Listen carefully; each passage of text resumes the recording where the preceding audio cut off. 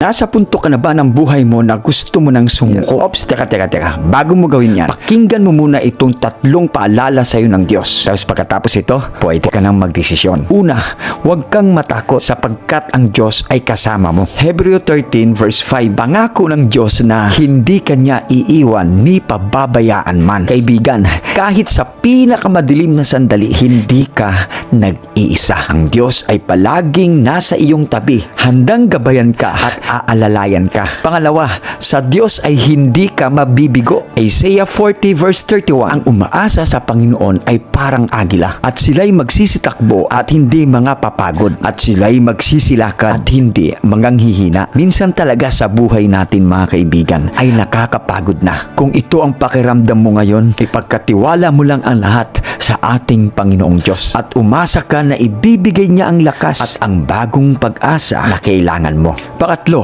may plano ang Diyos para sa iyo. Jeremiah 29 verse 11, ang plano ko ay plano ng kapayapaan at hindi ng kasamaan upang bigyan kayo ng kinabukasan at pag-asa. Kahit hindi mo nakikita ngayon, umasa ka na ang Diyos ay gumagawa sa iyo ng lihim para sa iyong ikabubuti. Kaibigan, huwag na huwag kang sumuko sa buhay dahil ang Diyos ay hindi patapos.